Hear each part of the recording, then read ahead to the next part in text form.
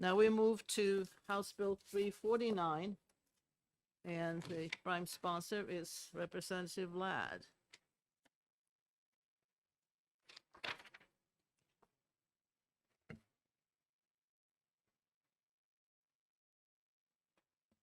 Good morning again, Madam Speaker and members of morning. the Senate Education Committee. This is going to be a long one. I hope you have coffee and donuts for everybody here. It's going to be something else. I do have some materials I'd like to hand out to you. It's easier for me to get up.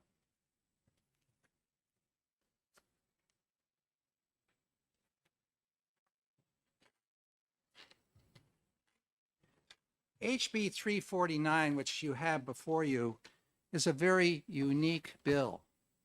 And it deals with a situation in the state which is uniquely different and cannot be replicated anywhere else in the state of New Hampshire. And we'll go through and explain the rationale and the reasoning for that. But it has nothing to do with the disillusionment of a cooperative school district, has nothing to do with trying to modify cooperative school legislation. This is a bill that's unto itself, and I will try to explain that. I passed out to you several sheets. Also going to provide to your assistant here a sheet which will also be interesting to look at. You should have before you a sheet which I've written down and have some points 1 through 7 on the first side. And then you also have a photo of the school which we're talking about. This, you should have handed this out also, please. That for your record, I only have one sheet of that. Back in 1997, the New Hampshire General Court, this body that we're here today in, passed HB 436 that allowed the establishment of a special village district for the towns of Hebron and Bridgewater to construct, own, and maintain a public school facility with 3 elected commissioners to oversee the school facility and grounds. It's not a school district. It's a special village district, but it's very unique because it's a village district which also owns their own building. The village district, upon receiving this statutory authority back in 1997, then constructed and continues to own debt-free the Bridgewater Hebron Village School building, surrounding athletic fields and furnishings within it. It leases the school to the Newfound Area School District for $1 a year. So that's a really interesting agreement they have there.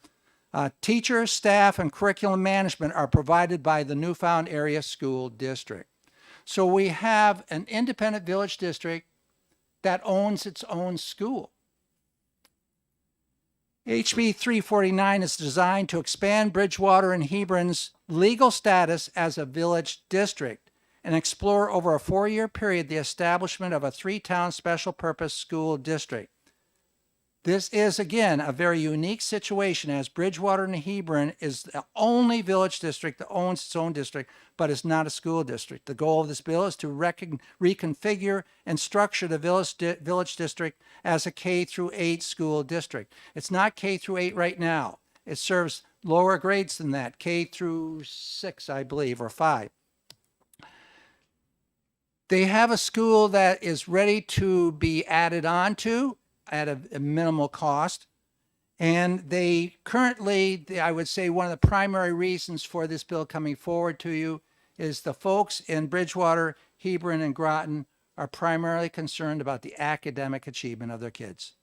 They want the best opportunity they can for those children. It is estimated that a reduction in the middle school expenses coupled with SAU 4 gains in tuition and administrative revenue by the special village district also becoming a school district would result in little to no fiscal impact to SAU 4.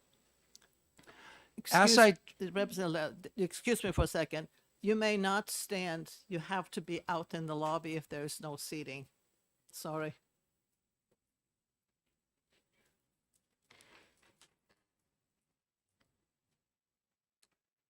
Okay, I'll continue. I live in Haverhill and I drive across from the Connecticut River to Plymouth every day on Route 25. I go through on that trip up in the Wentworth, Rumney area I go through Haverhill, Warren, then Wentworth and Rumney and on into Plymouth. I travel through part of the area that these students are going to go to Newfound School District for high school. They have to, and they're in the extreme northwest corner of the Newfound School District. They travel up and over and down through the same path that I take. I just think every morning about these students. They're traveling through the Pemmy Baker School District, which is tuitions their kids to Plymouth. They're traveling up through, down on a bus to attend the high school and middle school. Some, that's a 2.5-hour ride total per day. Kids are riding this bus. It's just out of whack. And so what we got to do is reconfigure something here where we offer the opportunity to this village district to become a school district as well. They then have the option tuition to Newfound if they care to, or in fact to Plymouth. And for some students, Plymouth would be a lot shorter to go to and provide basically the same opportunities that you can find in either high school. Now, on the bottom there, you'll see a number 7. I'm going to try to be quick because I know you're loaded with people who want to talk on this.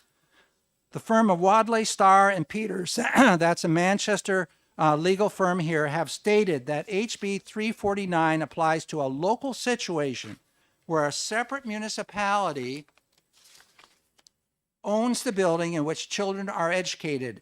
It is not capable of repetition or replication elsewhere in the state and represents a truly unique set of facts. Lastly, in a letter received by the Education Committee, and by the way, when we had that online on this bill, we had 256 people testifying in support and 4 opposed and nobody neutral. We had a letter given to us, and I see Mr. Berry here, related to Virginia Berry, who was our former Commissioner of Education, and that's attached, you'll have that, who is strongly in support of this bill. I am strongly in support of it because I've seen the folks in these 3 communities speak out. I've seen the select board commissioners all in support, and I don't see any kind of loss to the SAU. Bridgewater owns this facility. They own it. And for $1 a year, that's quite a deal. And they also have to pay for the maintenance of that building. So I feel the people of Bridgewater and Hebron have done their share. Now they're looking at trying, how can I better improve the achievement of our students and keep some of the students off the buses so long? And this is how they're responding to that. And I think it's a good idea. Thank you very much. Thank you. Any questions from the committee members? Senator Frequent questioner Fenton. today. I apologize. Thank you for taking my question. So just define to me what a special village district is. That's defined in statute. Okay. And I handed the one copy to your assistant there, and you can see the legislation that was approved. By statute, as occurred here in my own town of Woodsville, by statute, they were given the authority to have their own highway commissioner in Woodsville by statute here. And although the town of Haverhill also had a highway department, this legislature has done this uniquely for several. That was a municipality issue with roads and fire, and have their own road agent in a town, overall town. This right here is another statutory portion of our law, which was set back in 1997, which authorized this village, this area, this small community to have their own village district with their own locally elected commissioners to operate their municipality, just like they operate any other municipality or town or fire district in this state. One more quick one. Follow. Sorry. Thank you again for taking my question. So you kind of alluded to it. How many special districts are there in New Hampshire? Do you know? Village districts? Yes. One. This. Okay. Yes. Thank you. No more. You're welcome. Senator Lang. Thank you. Can you speak to timelines? I'm a little concerned as I read the bill on line 15 of the first page. It talks about the 2023 annual meeting, which for most towns are gone. We've already had it, so there can't be a vote on the 2023 annual meeting. And then it talks about other such annual meetings determined by the three towns, and the effect would be the year after if that. Senator, annual I meeting- think that without my going through that, you have folks which will be able to better answer that are members of that community and are very familiar with that, along with the legal people that can help wade through All right. that. I'll hold my question. Senator Prentice? Thank you, Senator Ward. Good to see you as always, Representative Ladd. So just can you help me out with the financial part of this? You talked about that it should not, this shouldn't cost any more money than it already, this wouldn't be a greater financial burden to the towns? I tried to speak to it in this bill here, where if they're tuitioned into the district, current district, there shouldn't be, seeing that when in fact this becomes a school district, they're not looking at having to recoup some of their assets, which are part of the Newfound. They're saying, let that be. In fact, even the teachers which are working within in the present Bridgewater School, they're saying, we'll rehire all those people and ask them to stay because we feel they're doing a wonderful job. So there is also people that have been on the finance committee, can answer all the finance issues right here behind me. So I think rather than taking all that time right now, I think you hold that off and Mr. Ludi and others can address those.